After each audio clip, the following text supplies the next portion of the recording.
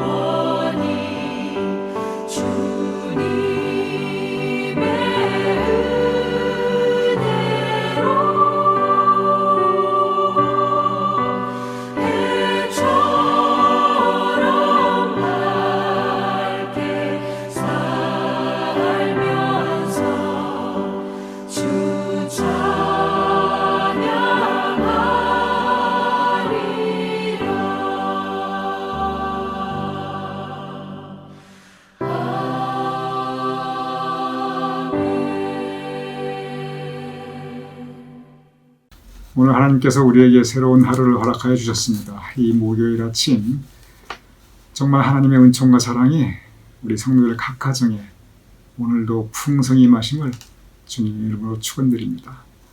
오늘 함께 나눌 영상 묵상의 주제는 인생의 비참함에 대하여. 제목이 좀 불편하게 느껴집니다. 인생의 비참함에 대하여. 먼저 한 가지 여러분의 오해를 피하기 위하여 말씀드리도록 하겠습니다. 이 제목이 인생의 비참함에 대하여인데 이 의미가 우리 인생은 비참하다. 우리가 사는 모습이 비참하다. 여러분 그런 뜻 전혀 아닙니다. 오히려 그 반대입니다. 모든 인생은 본질적으로 귀합니다. 우리에게 우리 인생보다 더 소중한 게 무엇이 있겠어요? 우리 성도들의 한 분 한 분 여러분 인생과 가족의 인생 그거보다 더 소중한 게 이 세상에 또 뭐가 있겠어요? 모든 인생은 하나님께서 주신 것입니다. 그래서 모든 인생은 가장 귀하고 가장 소중합니다. 그런데 제목이 인생의 비참함에 대하여 이게 무슨 뜻인가? 이게 무슨 뜻이냐면 인생이 본질적으로 이렇게 귀하고 소중한 인생인데 그런데 이렇게 하면 그 인생은 비참하다. 그 뜻입니다. 그러니까 아무리 귀하고 소중한 인생이라 할지라도 하나님께 주신 이 인생인데 만약에 우리가 그 인생을 이렇게 사용한다면 그 인생은 비참한 인생이 된다. 그 뜻입니다.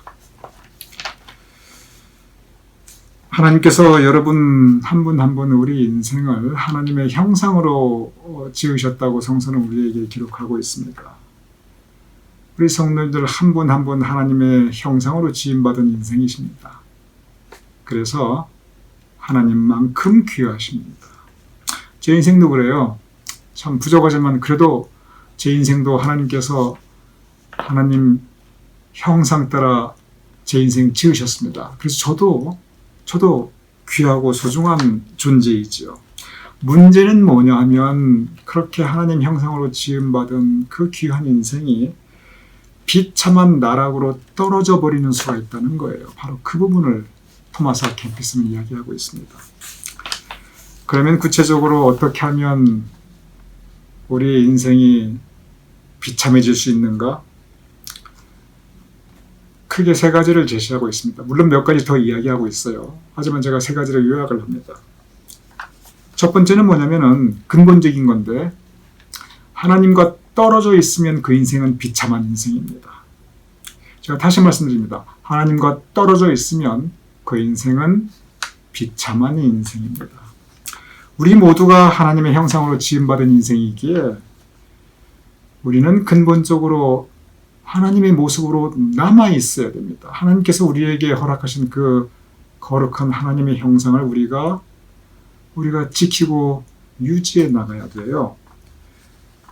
그러면 무엇이 하나님의 형상, 무엇이 하나님의 모습인가? 사실 이 부분은 우리가 이미 최소한 신앙생활 한 2년 정도만 했어도 그거 다 압니다. 굳이 제가 거기에 대해 설명하지 않아도 여러분 마음속에 다 알고 계세요.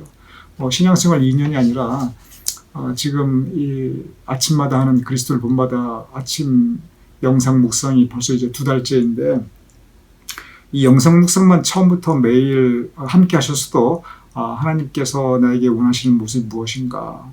하나님의 형상을 짐받았는데 그럼 하나님의 어떤 부분이 귀한 부분인가? 여러분께서 이미 다 대부분 아십니다.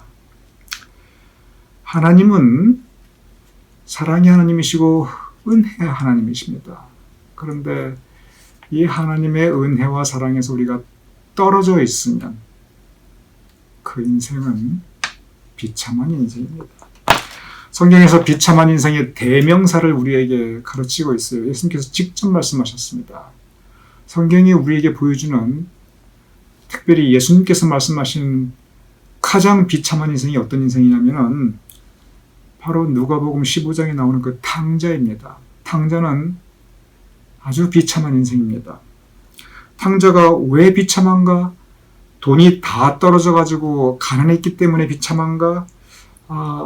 세상에는요, 이 탕자보다 훨씬 더 가난하신 분들 얼마든지 많아요. 돈 없어 가난하다고 비참한 거 절대 아닙니다. 탕자가 왜 비참한가? 먹을 게 없어서 쥐염나무 열매로 배를 채워서 비참했는가? 여러분 한국 분들도 한때요, 너무 잡수실 게 없어서 먹을 게 없어서 나무 그 껍질 벗겨 드시고 그 풀뿌리 이렇게 드시고 우리 그런 때 있었어요. 정말 강냉이 죽도 제대로 못 먹을 때 그럴 때 한국 역사에 분명히 있었습니다. 그러니 먹을 게 없다고 비참한가? 그건 아닙니다. 탕자가 왜 비참한가? 이제 앞으로 어떻게 살아야 되나 걱정이 되고 근심이 많아서 비참했는가? 아닙니다. 요즘 이 코로나 때문에 이거 앞으로 어떻게 살아야 되나 정말 근심하고 염려하시는 분들 주변에 많습니다. 그럼 그분들 다 비참합니까? 그렇지 않아요. 탕자가 비참한 본질적인 이유가 있습니다. 그건 왜 그러냐면 아버지로부터 떨어져 있기 때문에 탕자는 비참한 인생이 되어버렸습니다. 아버지의 사랑과 은혜로부터 탕자가 떨어져 있어요. 뭐 배고프고 가난하고 먹을 게 없고 이건 다 둘째예요. 그것 때문에 비참한 게 아닙니다. 아버지로부터 떨어져 있었기 때문에 바로 그 모습이 비참한 모습입니다. 아버지가 탕자를 쫓아낸 적이 있는가? 그렇지 않습니다. 아버지는 탕자 쫓아낸 적이 없어요. 탕자 스스로 자기 발로 걸어 나왔습니다. 하나님께서 우리 절대 쫓아내지 않으십니다. 우리가 스스로 제 발로 걸어 나옵니다. 하나님의 사랑으로부터 우리가 제 발로 걸어 나오고요. 하나님의 은혜로부터 우리가 제 발로 걸어 나옵니다. 하나님께서 절대 우리 내치지 않으십니다. 어디로 가려고? 세상으로 가려고. 그래서 세상에 빠져서 하나님과 떨어져 있으면 그 인생 비참한 인생입니다. 두 번째 비참한 인생이 있습니다. 두 번째 비참한 인생이 뭐냐면 그렇게 하나님과 떨어져 가지고 그냥 세상 속에 푹 빠져 있는 인생. 본인은 스스로 절대 비참하다고 생각하지 않아요. 본인은 거기서 되게 좋아해요. 그런데 그렇게 세상에 푹 빠져 있으면 비참한 인생이라는 것입니다. 토마스 아킨피스가 여기서 구체적인 얘기를 합니다. 세상 속에 푹 빠져 있는 것이 무엇인가? 그 중에서 가장 대표적으로 얘기하는 것이 뭐냐면은 소유욕을 얘기해요. 소유욕. 이분이 이 그리스도를 본받아 이 책을 쓴 게 1427년이거든요. 그때는 아직 이 세상에 자본주의라고 하는 개념이 없을 때입니다. 이 자본이라고 하는 개념이 없을 때예요. 그런데도 불구하고 이 소유욕의 문제를 아주 심각하게 다루고 있어요. 굉장히 놀라운 일입니다. 무슨 얘기를 하냐면 우리 모두가 누구나 다 소유욕이 있다는 거예요. 특별히 더 가지고 싶어하는 욕심 누구나 다 있다는 거예요. 근데 이것이 과도해질 때, 그래서 이 소유욕이 과도한 소유욕이 될 때, 그때 사람들은 자기의 과도한 소유욕을 위해서 남을 희생시키기도 하고 자기의 과도한 소유욕을 위해서 수단과 방법을 가리지 않는다는 거예요. 비참한 인생입니다. 인생이 그렇게 되면 안 됩니다. 그 인생은 본인은 그렇게 생각하지 않고 본인은 거기에 좋아할지 모르지만 그 인생은 본질적으로 비참한 인생입니다. 왜 비참한가? 토마스 아킨피스가 본인들은 모르지만 그런 인생들이 왜 비참한가 그 이유를 얘기해요. 한마디로 말하면 그런 모든 세상적인 것들은 다 뜬구름과 같다.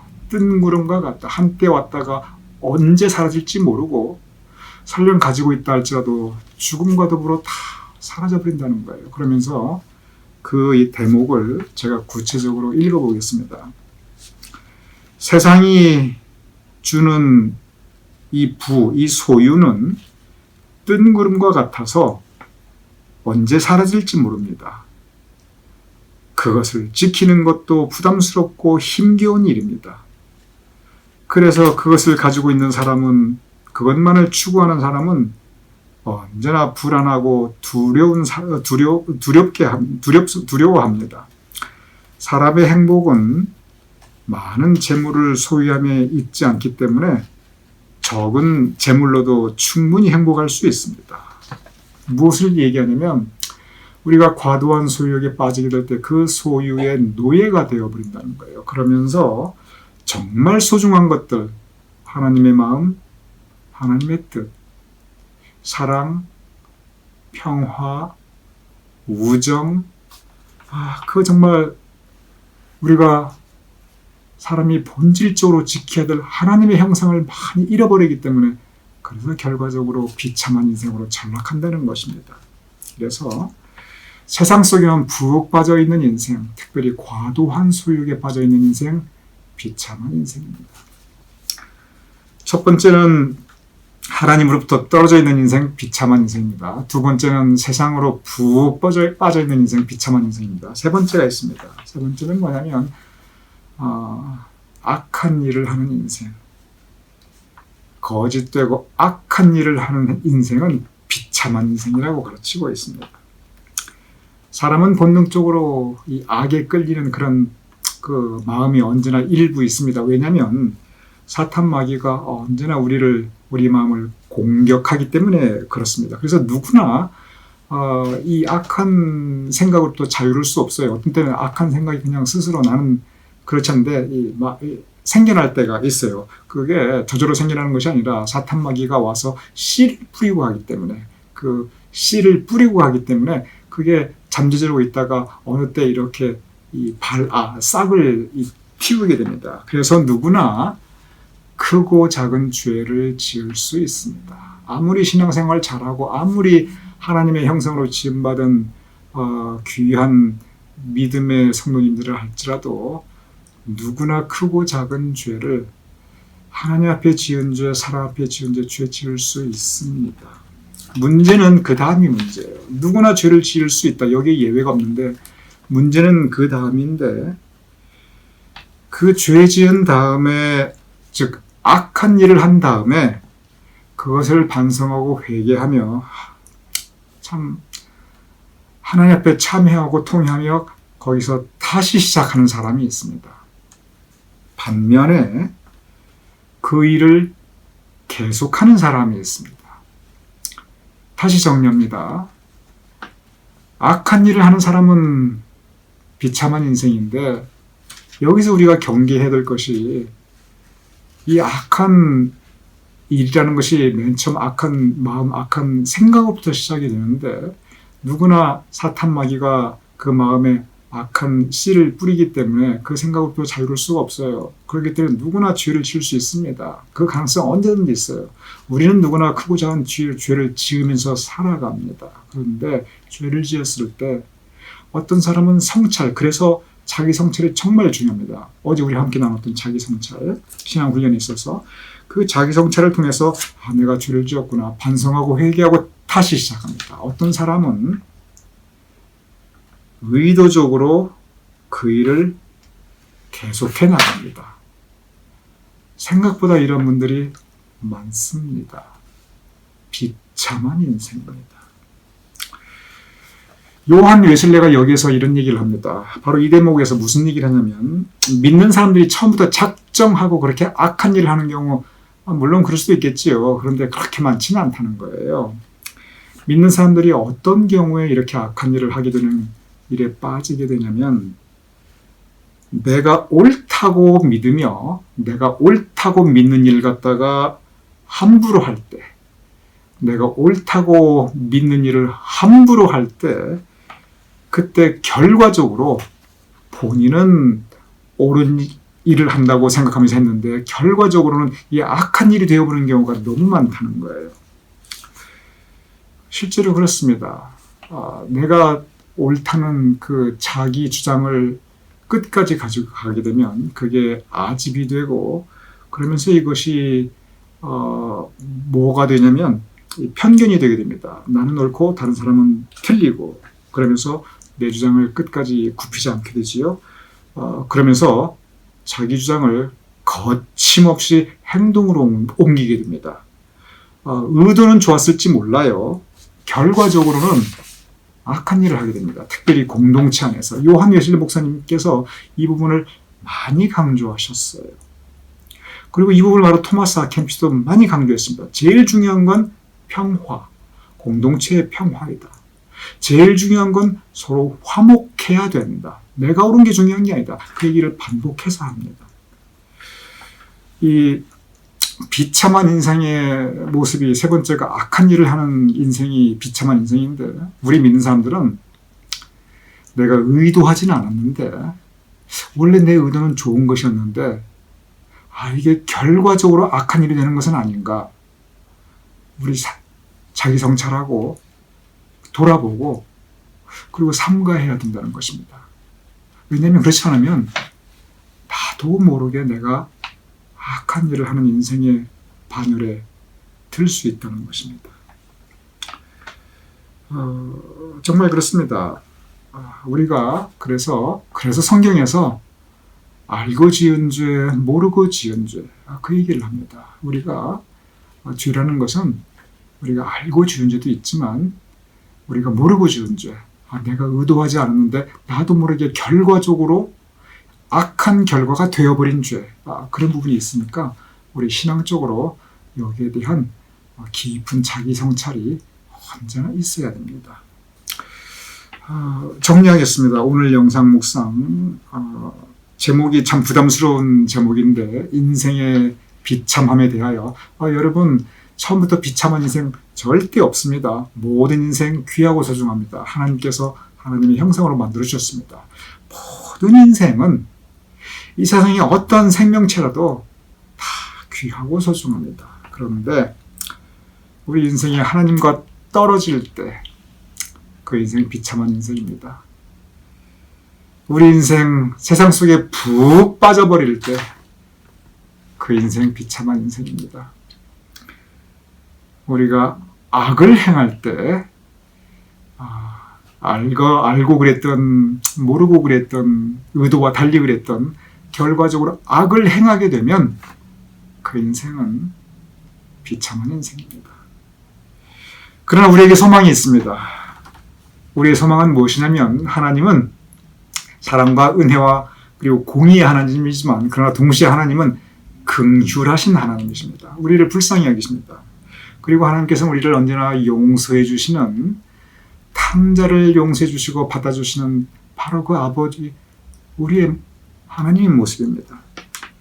바로 하나님의 긍휼하심으로 우리의 죄된 모습 우리가 그대로 나아갈 때 우리를 불쌍히 여겨주시고 하나님께서는 용서의 하나님이시기 때문에 우리를 용서해 주시고 다시 우리에게 새롭게 새로운 삶의 날들을 계속 이어가게 하십니다. 바로 그 하나님과 함께 하기에 우리에게 소망이 있고 우리의 인생이 여전히 귀하고 소중할 수 있습니다. 이 하나님과 함께 하시는 그리고 이 하나님과 동행하시는 이 하나님의 사랑과 은혜 가운데 거하시는 오늘 하루가 되심을 주님의 이름으로 축원합니다. 예수의 이름으로 나는 일어서리라. 주가 주신 능력으로 나는 일어서리라. 원수가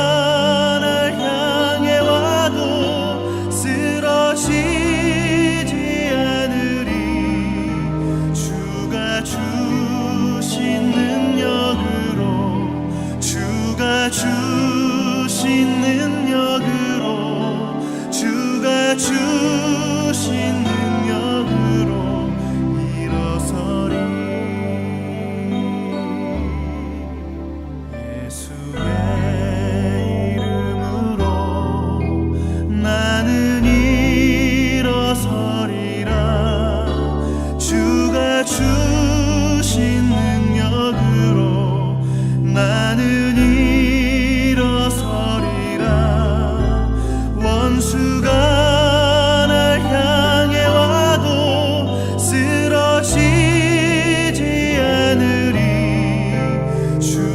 주신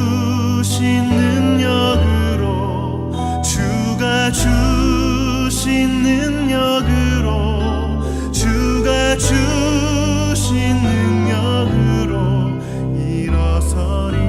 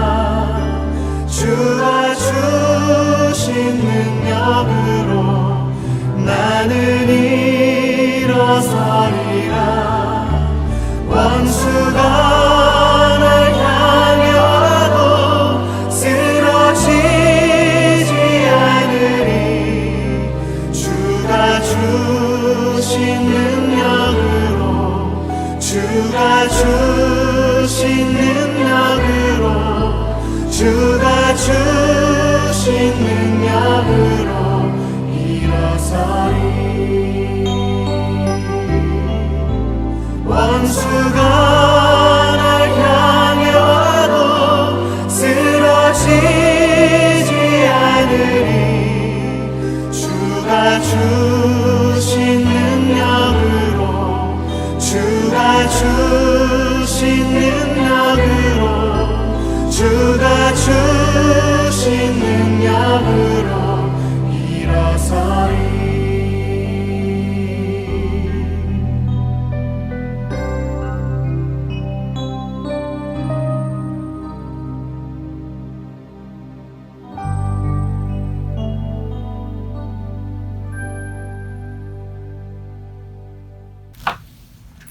이 시간 제가 기도하고 주기도문으로 오늘 영성 묵상 마치겠습니다. 아버지 하나님, 우리를 하나님의 형상으로 귀한 그리고 소중한 하나님의 자녀로 지어주셨음을 감사하옵나이다. 이렇게 귀하고 소중한 우리의 인생인데 우리가 하나님으로부터 떨어질 때 우리 인생 비참해지옵나이다. 우리가 세상 속에만 푹 빠져 있을 때 우리의 인생 비참해지옵나이다. 우리가 악을 행할 때 우리 인생 비참한 모습으로 전락하옵나이다.